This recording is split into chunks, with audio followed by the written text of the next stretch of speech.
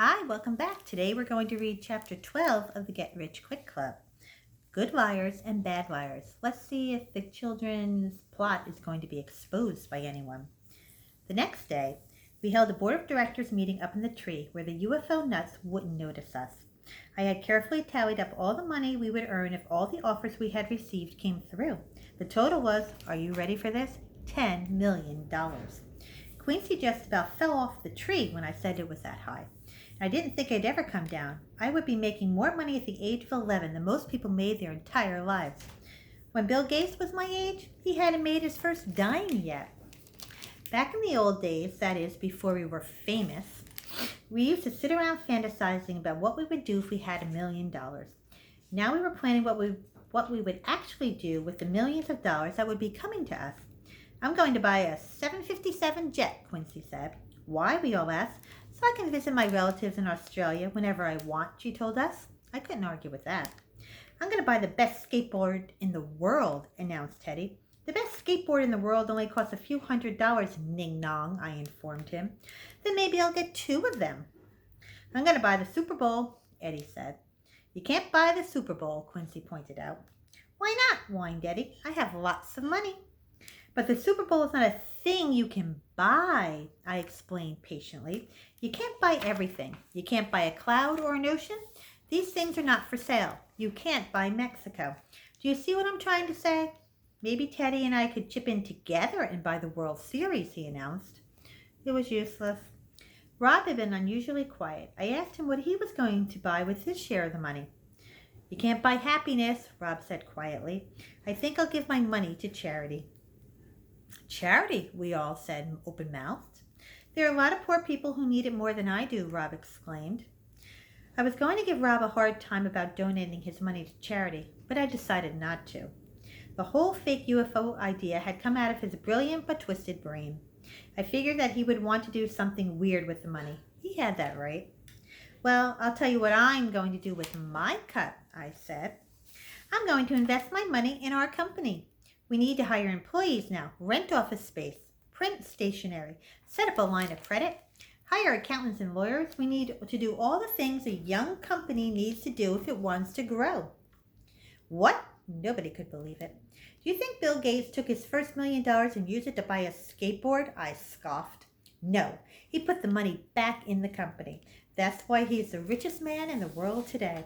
They all said I was crazy, but I didn't care. What did any of them know about running a company anyway? I'm going to buy a truck filled with Kit Kats, Eddie suddenly announced.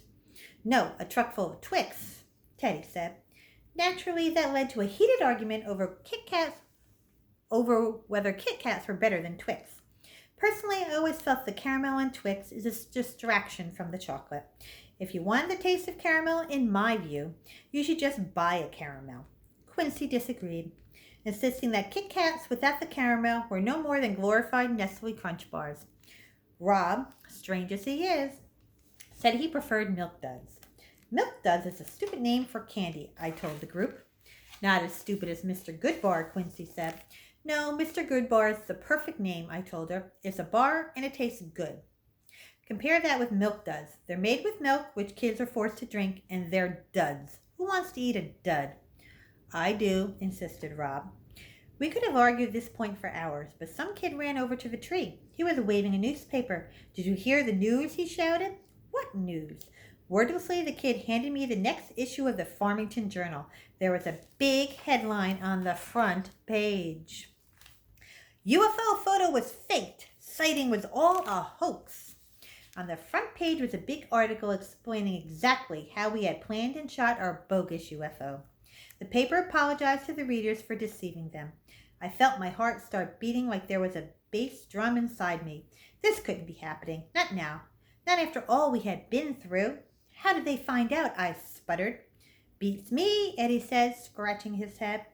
Beats you, huh? I said, pointing a finger at him. How could you? You blew it for all of us. Do you think any of those companies are going to pay us a dime when they found out that we faked the photo?